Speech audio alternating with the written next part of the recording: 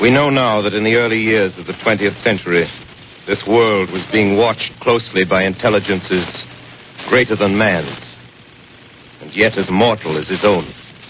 We know now that as human beings busied themselves about their various concerns, they were scrutinized and studied, perhaps almost as narrowly as a man with a microscope might scrutinize the transient creatures that swarm and multiply in a drop of water.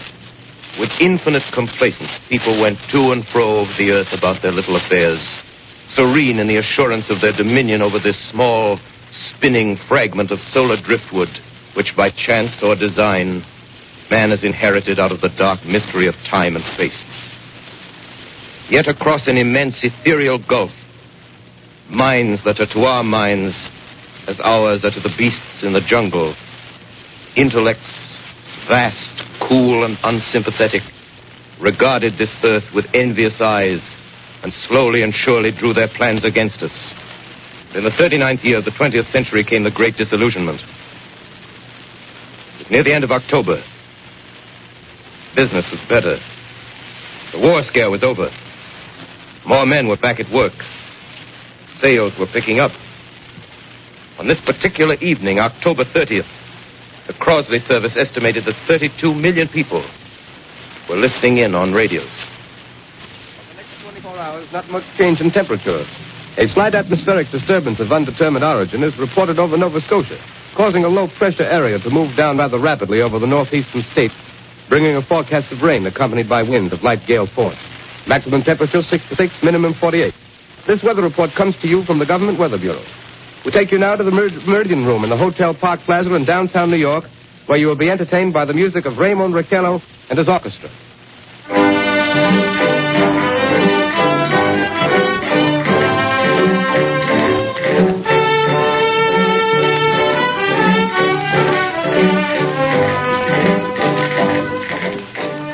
Good evening, ladies and gentlemen. From the Meridian Room in the Park Plaza Hotel in New York City, we bring you the music of Raymond Raquello and his orchestra. With a touch of the Spanish, Raymond Raquello leads off with La Comparsita.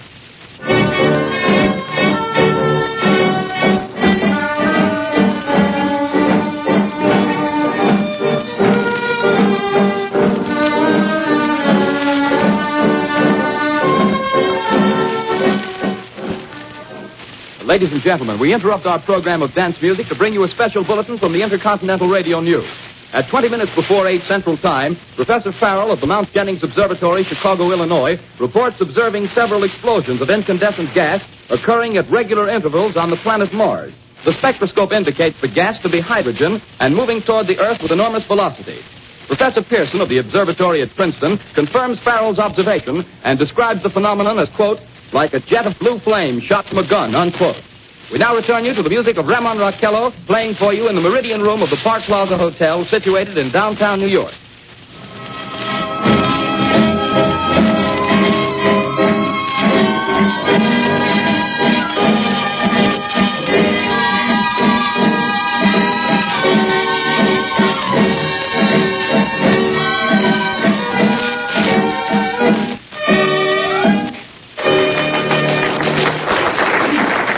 And now a tune that never loses favor, the ever-popular Stardust, Raymond Raquello and his orchestra.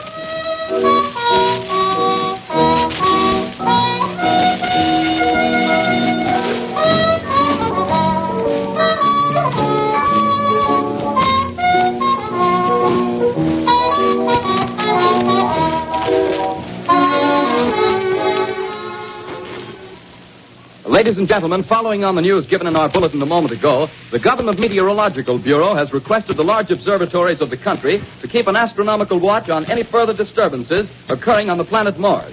Due to the unusual nature of this occurrence, we have arranged an interview with the noted astronomer, Professor Pearson, who will give us his views on this event. In a few moments, we will take you to the Princeton Observatory at Princeton, New Jersey. We return you until then to the music of Raymond Raquello and his orchestra.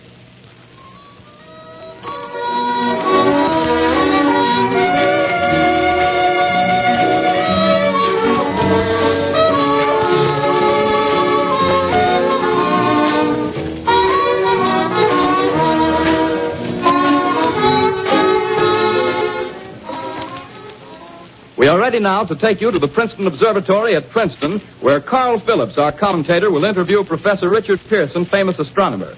We take you now to Princeton, New Jersey. Carl Phillips speaking to you from the observatory at Princeton. I'm standing in a large semicircular room, pitch black except for an oblong split in the ceiling. Through this opening, I can see a sprinkling of stars that cast a kind of frosty glow over the intricate mechanism of the huge telescope. The ticking sound you hear is the vibration of the clockwork. Professor Pearson stands directly above me on a small platform, peering through the giant lens. I'll ask you to be patient, ladies and gentlemen, during any delay that may arise during our interview. Besides the ceaseless watch of the heavens, Professor Pearson may be interrupted by telephone or other communications. During this period, he is in constant touch with the astronomical centers of the world. Professor, may I begin our questions? At any time, Mr. Phillips. Professor, would you please tell our radio audience exactly what you see as you observe the planet Mars through your telescope? Nothing unusual at the moment, Mr. Phillips. A red disk swimming in a blue sea. Transverse stripes across the disk. Quite distinct now because Mars happens to be at the point nearest the Earth, in opposition, as we call it. In your opinion, what do these transverse stripes signify, Professor? Not canals, I can assure you, Mr. Phillips. Although that's the popular conjecture of those who imagine Mars to be inhabited. From a scientific viewpoint, the stripes are merely the result of atmospheric conditions peculiar to the planet. Then you're quite convinced, as a scientist, that living intelligence as we know it does not exist on Mars? I'd say the chances against it are 1,000 to 1. And yet, how do you account for these gas eruptions occurring on the surface of the planet at regular intervals? Phillips, I cannot account for it. By the way, Professor, for the benefit of our listeners, how far is Mars from the Earth? Approximately 40 million miles. Well, that seems a safe enough distance. Just a moment, ladies and gentlemen. Someone has just handed Professor Pearson a message. While he reads it, let me remind you that we are speaking to you from the observatory in Princeton, New Jersey, where we are interviewing the world-famous astronomer, Professor Pearson. One moment, please. Professor Pearson has passed me a message which he has just received. Professor, may I read the message to the listening audience? Certainly, Mr. Phillips. Ladies and gentlemen, I shall read you a wire addressed to Professor Pearson from Dr. Gray of the Natural History Museum, New York. Quote, 9:15 p.m. Eastern Standard Time. Seismograph registered shock of almost earthquake intensity occurring within a radius of 20 miles of Princeton. Please investigate. Signed, Lloyd Gray, Chief of Astronomical Division. Unquote. Professor Pearson, could this occurrence possibly have something to do with the disturbances observed on the planet Mars? Hardly, Mr. Phillips. This is probably a meteorite of unusual size, and its arrival at this particular time is merely a coincidence. However, we shall conduct a search as soon as daylight permits. Thank you, Professor. Ladies and gentlemen, for the past 10 minutes, we've been speaking to you from the observatory at Princeton, bringing you a special interview with Professor Pearson, noted astronomer. This is Carl Phillips speaking. We are returning you now to our New York studio.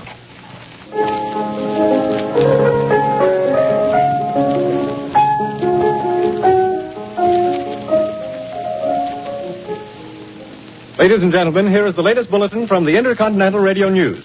Toronto, Canada. Professor Morse of Macmillan University reports observing a total of 3 explosions on the planet Mars between the hours of 7:45 p.m. and 9:20 p.m. Eastern Standard Time. This confirms earlier reports received from American observatories. Now, nearer home, comes a special bulletin from Trenton, New Jersey. It is reported that at 8:50 p.m., a huge flaming object, believed to be a meteorite, fell on a farm in the neighborhood of Grover's Mill, New Jersey, 22 miles from Trenton. The flash in the sky was visible within a radius of several hundred miles, and the noise of the impact was heard as far north as Elizabeth. We have dispatched a special mobile unit to the scene, and we'll have our commentator, Carl Phillips, give you a word picture of the scene as soon as he can reach there from Princeton.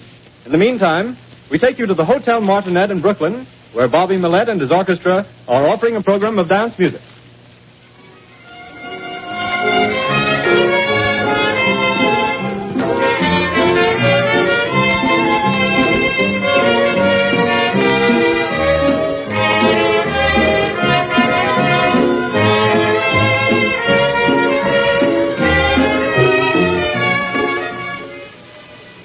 We take you now to Grover's Mill, New Jersey. Ladies and gentlemen, this is Carl Phillips again, out at the Wilmot Farm, Grover's Mill, New Jersey. Professor Pearson and myself made the 11 miles from Princeton in 10 minutes. Well, I hardly know where to begin. To paint for you a word picture of the strange scene before my eyes, like something out of a modern Arabian Nights. Well, I just got here. I haven't had a chance to look around yet.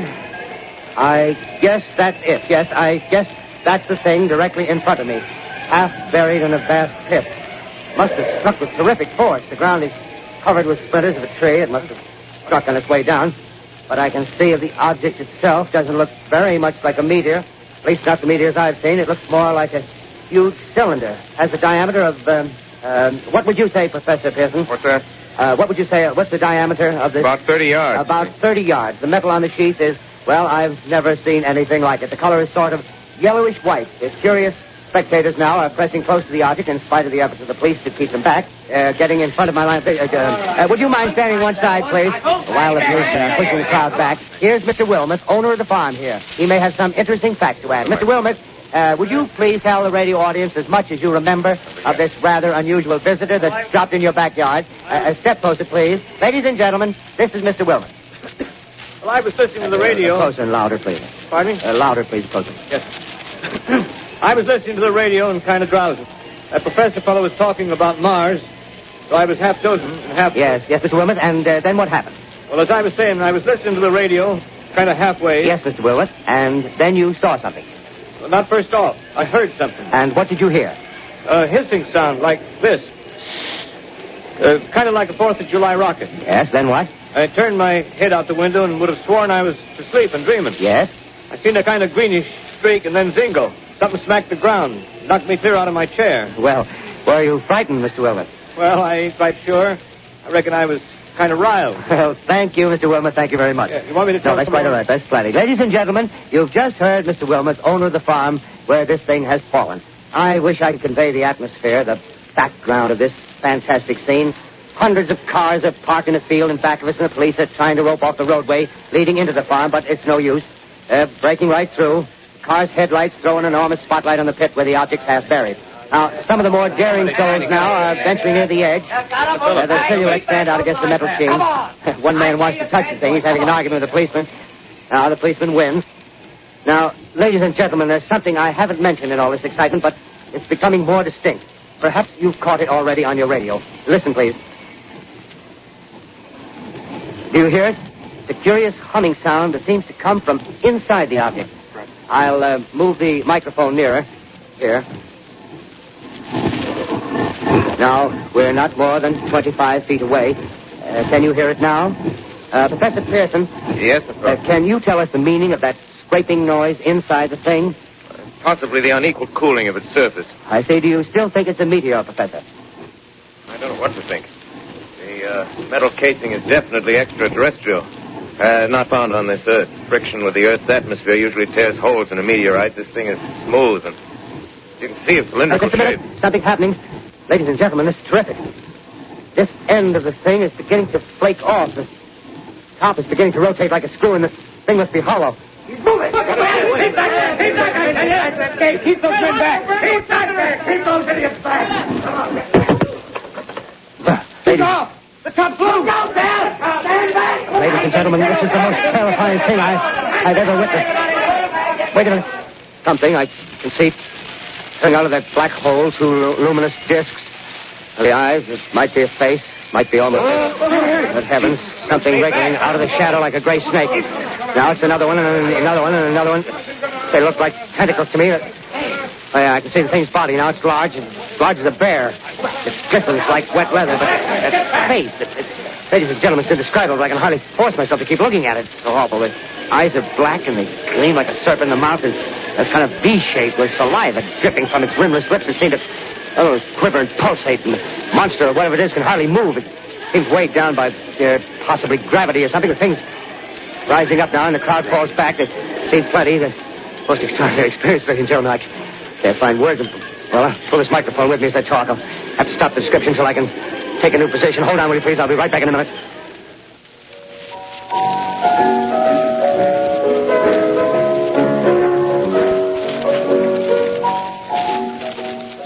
We are bringing you an eyewitness account of what's happening on the Wilmouth Farm, Grover's Mill, New Jersey.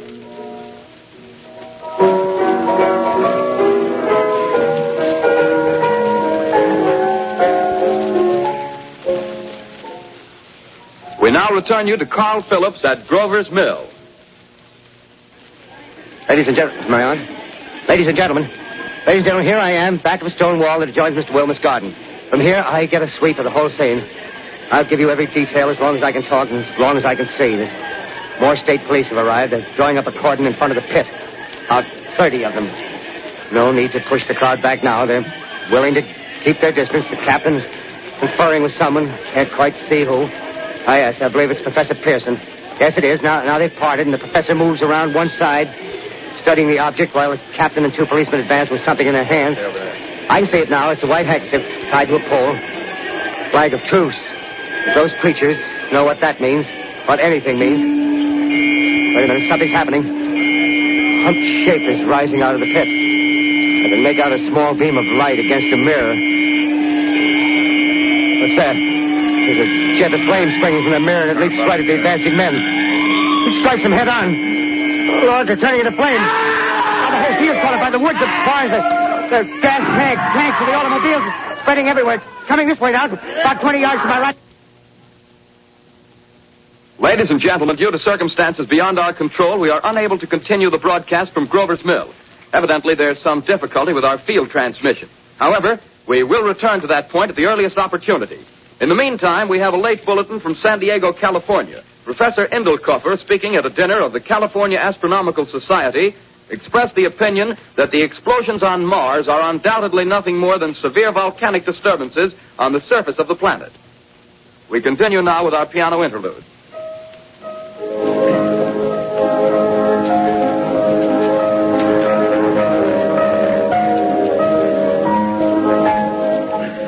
Ladies and gentlemen, I've just been handed a message that came in from Grover's Mill by telephone. Just one moment, please. At least 40 people, including 6 state troopers, lie dead in a field east of the village of Grover's Mill. Their bodies burned and distorted beyond all possible recognition. The next voice you hear will be that of Brigadier General Montgomery Smith, commander of the state militia at Trenton, New Jersey. I have been requested by the governor of New Jersey to place the counties of Mercer and Middlesex as far west as Princeton and east to Jamesburg under martial law. No one will be permitted to enter this area except by special pass issued by state or military authorities. 4 companies of state militia are proceeding from Trenton to Grover's Mill and will aid in the evacuation of homes within the range of military operations. Thank you. You have just been listening to General Montgomery Smith, commanding the state militia at Trenton. In the meantime, further details of the catastrophe at Grover's Mill are coming in. The strange creatures, after unleashing their deadly assault, crawled back in their pit and made no attempt to prevent the efforts of the firemen to recover the bodies and extinguish the fire. The combined fire departments of Mercer County are fighting the flames which menace the entire countryside. We have been unable to establish any contact with our mobile unit at Grover's Mill, but we hope to be able to return you there at the earliest possible moment. In the meantime, we take you to... Just one moment, please. Ladies and gentlemen, I have just been informed that we have finally established communication with an eyewitness of the tragedy. Professor Pearson has been located at a farmhouse near Grover's Mill, where he has established an emergency observation post. As a scientist, he will give you his explanation of the calamity. The next voice you hear will be that of Professor Pearson, brought to you by direct wire. Professor Pearson. Of the creatures in the rocket cylinder at Grover's Mill, I can give you no authoritative information, either as to their nature, their origin, or their purposes here on Earth. Of their destructive instrument, I might venture some conjectural explanation.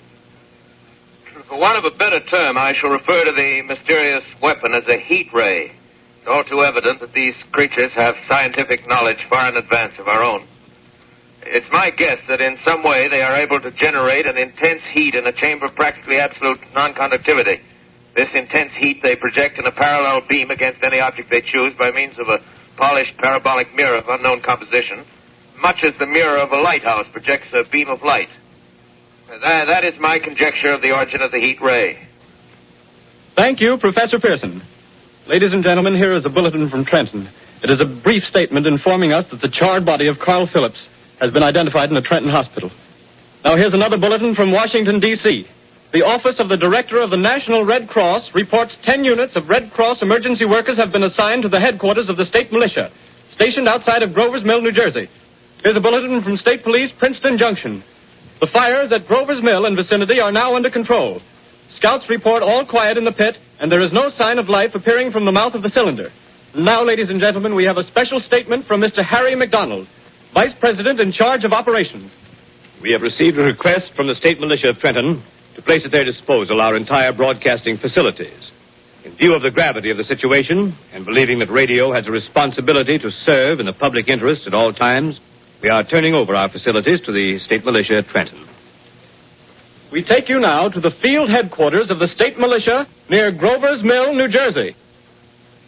This is Captain Lansing of the Signal Corps, attached to the state militia, now engaged in military operations in the vicinity of Grover's Mill.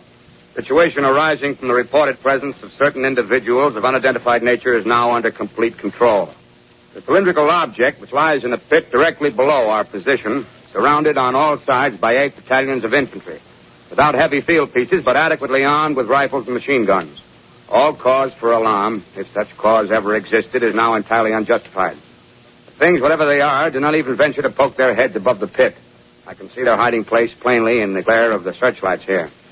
With all their reported resources, these creatures can scarcely stand up against heavy machine gun fire. Anyway, it's an interesting outing for the troops. I can make out their khaki uniforms crossing back and forth in front of the lights. Looks almost like a real war. There appears to be some slight smoke in the woods bordering the Millstone River. Probably fire started by campers. Well, we ought to see some action soon. One of the companies is deploying on the left flank. A quick thrust and it'll all be over. Oh, wait a minute. I see something on top of the cylinder. No, it's nothing but a shadow. Now the troops are on the edge of the Wilmot Farm. 7,000 armed men closing in on an old metal tube. A tub, rather. Well, wait, that wasn't a shadow. It's something moving. Solid metal, kind of a shield-like affair rising up out of the cylinder. It's going higher and higher. What? It's standing on legs, actually rearing up on a sort of metal framework. Now it's reaching above the trees and the searchlights are on it. Hold on. Ladies and gentlemen, I have a grave announcement to make. Incredible as it may seem, both the observations of science and the evidence of our eyes lead to the inescapable assumption that those strange beings who landed in the Jersey farmlands tonight are the vanguard of an invading army from the planet Mars. The battle which took place tonight at Grover Mills has ended in one of the most startling defeats ever suffered by an army in modern times. 7,000 men armed with rifles and machine guns pitted against a single fighting machine of the invaders from Mars. 120 known survivors. The rest strewn over the battle area from Grover's Mill to Plainsboro, crushed and trampled to death under the metal feet of the monster, or burned to cinders by its heat ray. The monster is now in control of the middle section of New Jersey and has effectively cut the state through its center. Communication lines are down from Pennsylvania to the Atlantic Ocean. Railroad tracks are torn and service from New York to Philadelphia discontinued, except routing some of the trains through Allerton and Phoenixville. Highways to the north, south, and west are clogged with frantic human traffic. Police and army reserves are unable to control the mad flight. By morning, the fugitives will have swelled Philadelphia, Camden, and Trenton. It is estimated to twice their normal population. Martial law prevails throughout New Jersey and eastern Pennsylvania. At this time, we take you to Washington for a special broadcast on the national emergency. The Secretary of the Interior. Citizens of the nation, I shall not try to conceal the gravity of the situation that confronts the country, nor the concern of your government in protecting the lives and property of its people. However, I wish to impress upon you, private citizens and public officials, all of you, the urgent need of calm and resourceful action. Fortunately, this formidable enemy is still confined to a comparatively small area, and we may place our faith in the military forces to keep them there. In the meantime, placing our faith in God, we must continue the performance of our duties, each and every one of us, so that we may confront this destructive adversary with a nation united, courageous, and consecrated to the preservation of human supremacy on this earth. I thank you. You have just heard the Secretary of the Interior speaking from Washington. Bulletins too numerous to read are piling up in the studio here. We're informed that the central portion of New Jersey is blacked out from radio communication due to the effect of the heat ray upon power lines and electrical equipment. Here's a special bulletin in New York. Cables have been received from English, French, and German scientific bodies offering assistance. Astronomers report continued gas outbursts at regular intervals on the planet Mars. The majority voiced the opinion that the enemy will be reinforced by additional rocket machines. There have been several attempts made to locate Professor Pearson of Princeton, who has observed Martians at close range. It is feared he was lost in the recent battle. Langham Field, Virginia. Scouting planes report 3 Martian machines visible above treetops, moving north toward Somerville with population fleeing ahead of them. The heat ray is not in use, although advancing at express train speed. Invaders pick their way carefully. They seem to be making a conscious effort to avoid destruction of cities and countryside. However, they stop to uproot power lines, bridges, and railroad tracks. Their apparent objective is to crush resistance, paralyze communication, and disorganize human society. Here is a bulletin from Basking Ridge, New Jersey. Coon hunters have stumbled on a second cylinder similar to the first, embedded in the Great Swamp 20 miles south of Morristown. Army field pieces are proceeding from Newark to blow up the second invading unit before the cylinder can be opened and the fighting machine rigged. They are taking up a position in the foothills of Watchung Mountains. Another bulletin from Langham Field, Virginia. Scouting planes report enemy machines, now 3 in number, increasing speed northward, kicking over houses and trees in their evident haste to form a conjunction with their allies south of Morristown. Machines also sighted by telephone operator east of Middlesex within 10 miles of Plainfield. Here's a bulletin from Winston-Field, Long Island. A fleet of Army bombers carrying heavy explosive flying north in pursuit of enemy. Scouting planes act as guides. They keep the speeding enemy in sight. Just a moment, please, ladies and gentlemen. We've run special wires to the artillery line in adjacent villages to give you direct reports from the zone of the advancing enemy. First, we take you to the battery of the 22nd Field Artillery, located in the Watchung Mountains. Range 32 meters. 32 meters. Projection 39 degrees. 39 degrees. Fire. 140 yards to the right, sir. Ship range 31 meters. 31 meters. Projection 37 degrees. 37 degrees. Fire. Hit, sir. Got the tripod of one of them. That's stopped.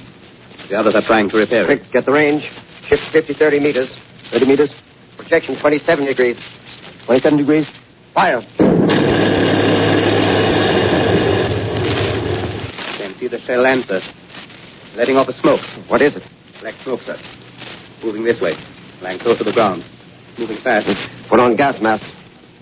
Get ready to fire. Shift to 24 meters. 24 meters. Projection 24 degrees. 24 degrees. Fire. Still can't see, sir. Smoke's coming nearer. Get the range. 58 meters. 23 meters. 23 meters. Projection 22 degrees. 22 degrees.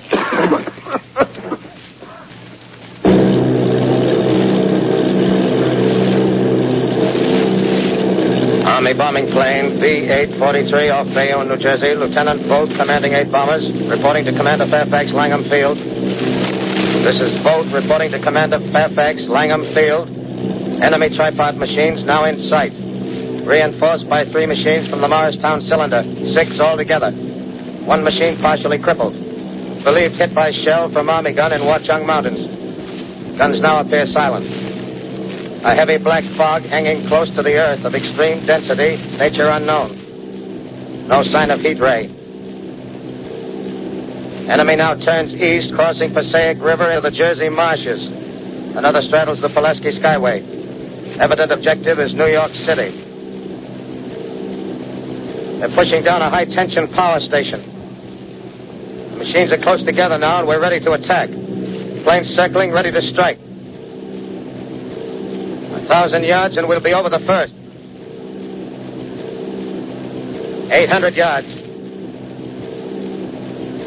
600.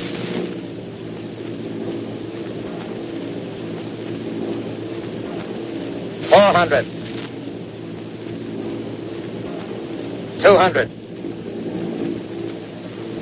There they go. Giant arm raised. Green flash. Spraying us with flame. 2,000 feet. Engines are giving out. No chance to release bombs. Only one thing left. Drop on them, plane and all. We're diving on the first one. Now the engine's gone. 8. This is Bayonne, New Jersey, calling Langham Field. This is Bayonne, New Jersey, calling Langham Field. Come in, please. This is Langham Field. Go ahead. 8 Army bombers in engagement with enemy tripod machines over Jersey Flats. Engines incapacitated by heat ray. All crashed. 1 enemy machine destroyed. Enemy now discharging heavy black smoke in direction of... This is Newark, New Jersey. This is Newark, New Jersey. Warning. Poisonous black smoke pouring in from Jersey marshes. breach at South Street. Gas masks useless. Urge population to move into open spaces. Automobiles use routes 7, 23, 24. Avoid congested areas. Smoke now spreading over Raymond Boulevard. 2X2L calling CQ, 2X2L calling CQ, 2X2L calling 8X3R. Come in, please. This is 8X3R coming back at 2X2L. How's reception? How's reception? Okay, please. Where are you, 8X3R? What's the matter? Where are you?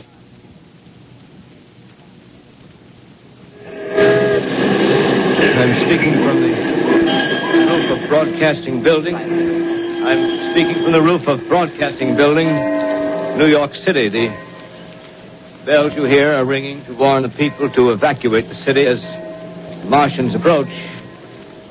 Estimated in the last 2 hours, 3 million people have moved out along the roads to the north. Hutchison River Parkway is still kept open for motor traffic. Avoid bridges to Long Island, hopelessly jammed. All communication with Jersey Shore closed 10 minutes ago. No more defenses. Our army is wiped out. Artillery, Air Force, everything wiped out. This may be the last broadcast. We'll stay here to the end. People are holding service here below us in the cathedral. Now I look down the harbor, all manner of boats, overloaded with fleeing population, pulling out from docks. Streets are all jammed. Noise in crowds like New Year's Eve in city. Wait a minute, the enemy's now in sight above the Palisades. Five great machines. First one is crossing the river. I can see it from here, wading the Hudson like a man wading through a brook. A bulletin is handed me. Martian cylinders are falling all over the country. One outside of Buffalo, one in Chicago, St. Louis. Seem to be timed and spaced. Now the first machine reaches the shore. He stands watching, looking over the city. The steel cowlish head is even with the skyscrapers. He waits for the others. They rise like a line of new towers on the city's west side. Now they're lifting their metal hands. This is the end now. Smoke comes out, black smoke drifting over the city. People in the streets see it now. They're running toward the East River, thousands of them, dropping in like rats. Now the smoke's spreading faster. It's reached Times Square. People are trying to run away from it, but it's no use. They're falling like flies. Now the smoke's crossing 6th Avenue. 5th Avenue. 100 yards away. It's 50 feet.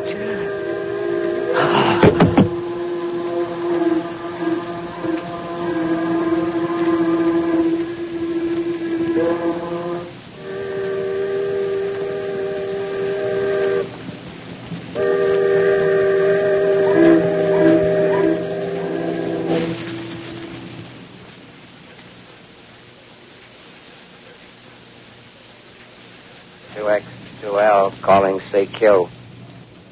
2X2L calling CQ. 2X2L calling CQ, New York. Isn't there anyone on the air? Isn't there anyone on the air? Isn't there anyone? 2X2L. You are listening to a CBS presentation of Orson Welles and the Mercury Theater on the Air in an original dramatization of The War of the Worlds by H.G. Wells. The performance will continue after a brief intermission. This is the Columbia Broadcasting System. The War of the Worlds by H.G. Wells, starring Orson Welles and the Mercury Theater on the Air.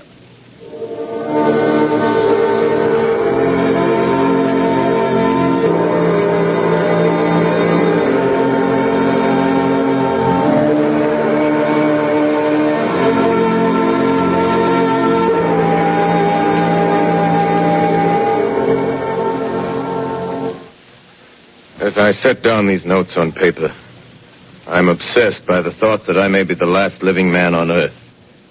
I've been hiding in this empty house near Grover's Mill, a small island of daylight cut off by the black smoke from the rest of the world.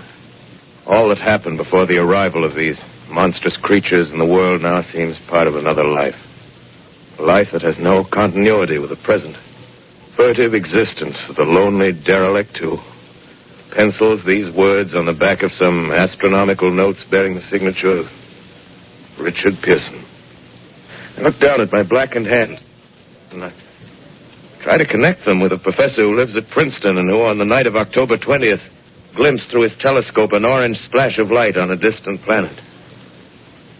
My wife, my colleagues, my students, my books, my observatory, my world. Where are they? Did they ever exist? Am I Richard Pearson?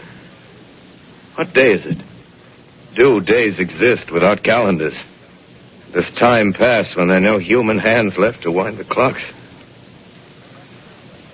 In writing down my daily life, I tell myself I shall preserve human history between the dark covers of this little book that was meant to record the movements of the stars. But to write, I must live, and to live, I must eat. Find moldy bread in the kitchen and an orange not too spoiled to swallow. Keep watch at the window. Time to time, I catch sight of a Martian above the black smoke. The smoke still holds the house in its black coil, but at length there's a hissing sound, and suddenly I see a Martian mounted on his machine, spraying the air with a jet of steam as if to dissipate the smoke. I watch in a corner as his huge metal legs nearly brush against the house. Exhausted by terror, I fall asleep. Morning. Sun streams in the window. The black cloud of gas is lifted, and the scorched meadows to the north look as though a black snowstorm had passed over them. I venture from the house. I make my way to a road, no traffic. Here and there, a wrecked car, baggage overturned, a blackened skeleton. Push on north. For some reason, I feel safer trailing these monsters than running away from them. And I keep a careful watch. I've seen the Martians feed. Should one of their machines appear over the top of trees, I'm ready to fling myself flat on the earth. Come to a chestnut tree. October. Chestnuts are ripe. Fill my pockets. I must keep alive. 2 days I wander in a vague northerly direction through a desolate world. Finally, I notice a living creature. A small red squirrel in a beech tree. I stare at him and wonder. He stares back at me. I believe at that moment the animal and I shared the same emotion. The joy of finding another living being.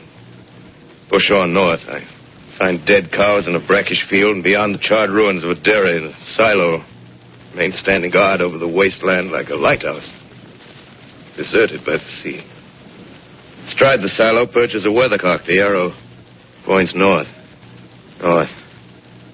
Next day, I come to a city. City vaguely familiar in its contours, yet its buildings strangely dwarfed and leveled off as if a giant had sliced off its highest towers with a capricious sweep of his hand. Reached the outskirts, I found Newark. Newark, undemolished but humbled by some whim of the advancing Martians.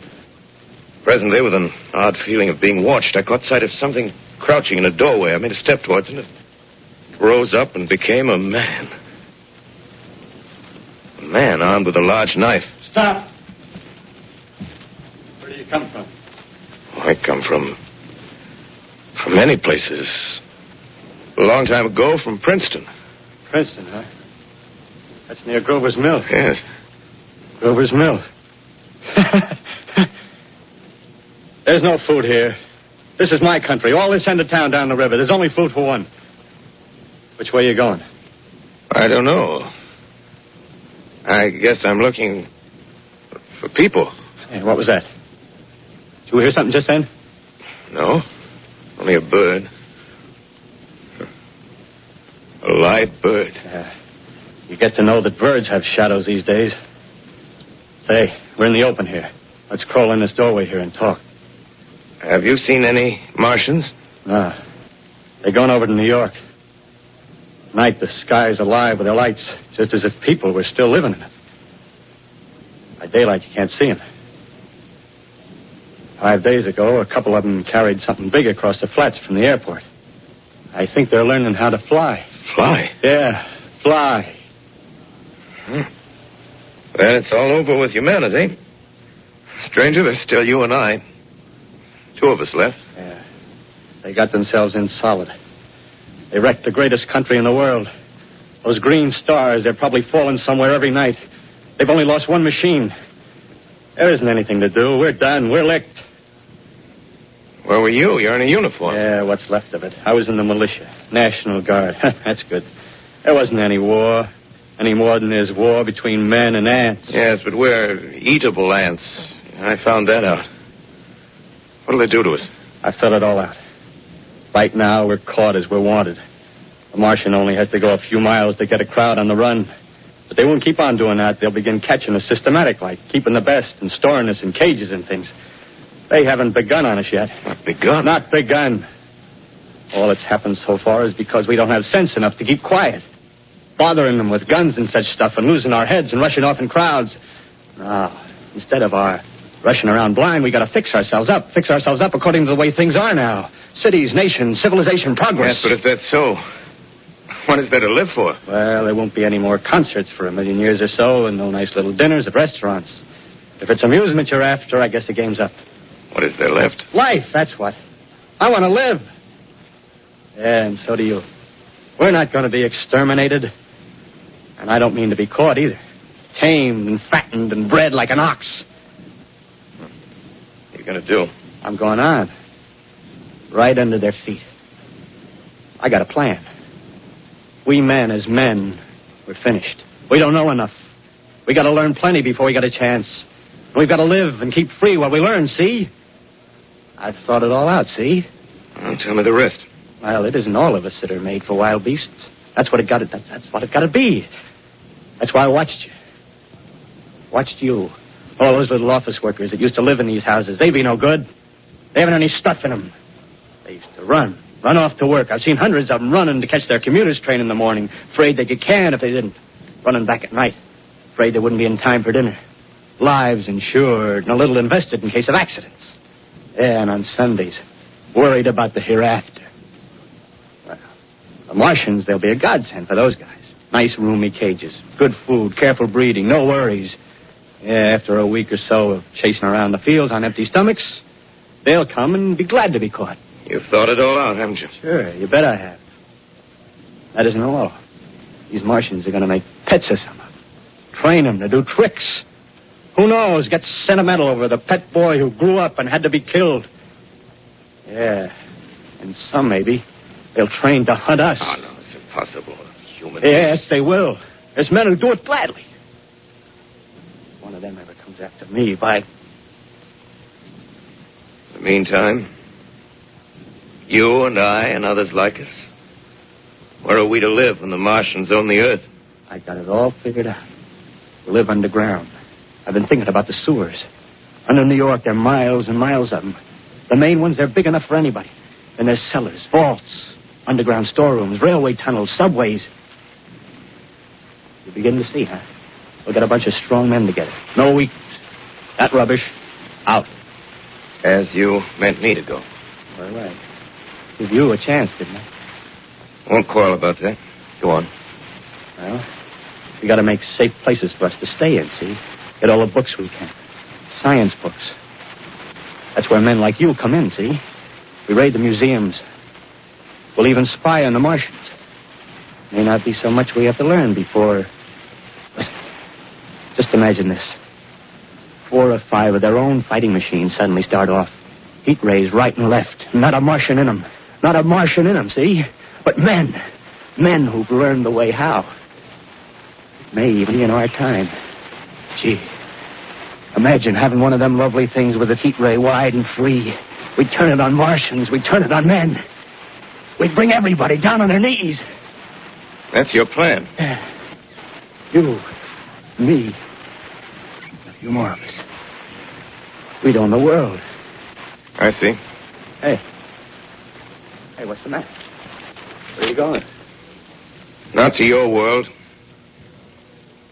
Bye, stranger. Well, after parting with the artilleryman, I came at last to the Holland Tunnel. I entered that silent tube, anxious to know the fate of the great city on the other side of the Hudson. Cautiously, I came out of the tunnel and made my way up Canal Street. Reached 14th Street, and there again were black powder and several bodies and an evil, ominous smell from the gratings of the cellars of some of the houses. I wandered up through the 30s and 40s, stood alone on Times Square, caught sight of a lean dog running down 7th Avenue with a piece of dark brown meat in his jaws and a pack of starving mongrels at his heels. Made a wide circle around me as though he feared I might prove a fresh competitor. Walked up Broadway in the direction of that strange powder, past silent shop windows, displaying their mute wares to empty sidewalks. Past the Capitol Theater, silent, dark. Past a shooting gallery where a row of empty guns faced an arrested line of wooden ducks. Near Columbus Circle, I noticed models of 1939 motor cars in the showrooms facing empty streets. Over the top of the General Motors building, I watched a flock of black birds circling in the sky. Hurried on. Suddenly, I caught sight of the hood of a Martian machine, standing somewhere in Central Park, gleaming in the late afternoon sun. An insane idea. I rushed recklessly across Columbus Circle and into the park. I climbed a small hill above the pond at 60th Street, and from there I could see standing in a silent row along the mall 19 of those great metal titans, their cowls empty, their steel arms hanging listlessly by their sides. I looked in vain for the monsters that inhabit those machines. Suddenly, my eyes were attracted to the immense flock of black birds that hovered directly below me. They circled to the ground. And there before my eyes, stark and silent, lay the Martians with the hungry birds pecking and tearing brown shreds of flesh from their dead bodies. Later, when their bodies were examined in laboratories, it was found that they were killed by the putrefactive and disease bacteria against which their systems were unprepared. Slain, after all, man's defenses had failed by the humblest thing that God, His wisdom, has put upon this earth. Before the cylinder fell, there was a general persuasion that through all the deep of space, no life existed beyond the petty surface of our minute sphere.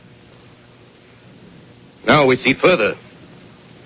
Dim and wonderful is the vision I've conjured up in my mind of life spreading slowly from this little seedbed of the solar system throughout the inanimate vastnesses of sidereal space. But a remote dream, maybe that the destruction of the Martians is only a reprieve to them and not to us.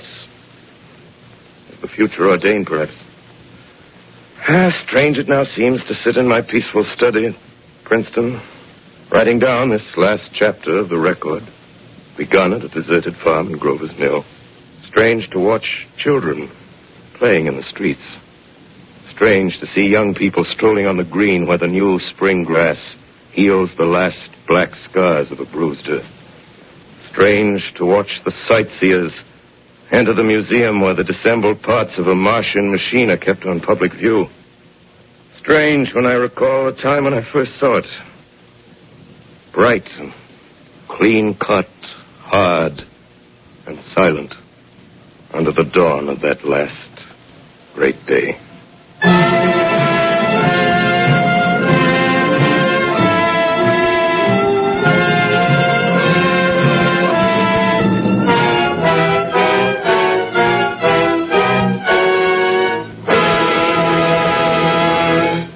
This is Orson Welles, ladies and gentlemen.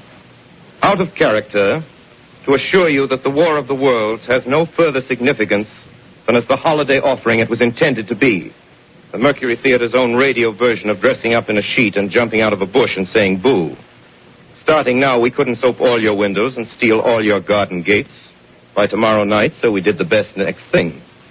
We annihilated the world before your very ears and utterly destroyed the CBS. You will be relieved, I hope, to learn that we didn't mean it, and that both institutions are still open for business. So goodbye, everybody, and remember, please, for the next day or so, the terrible lesson you learned tonight.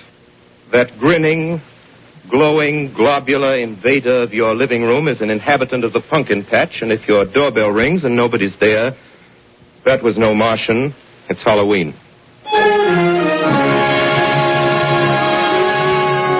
Tonight, the Columbia Broadcasting System and its affiliated stations coast to coast has brought you The War of the World by H.G. Wells, the 17th in its weekly series of dramatic broadcasts featuring Orson Welles and the Mercury Theater on the air.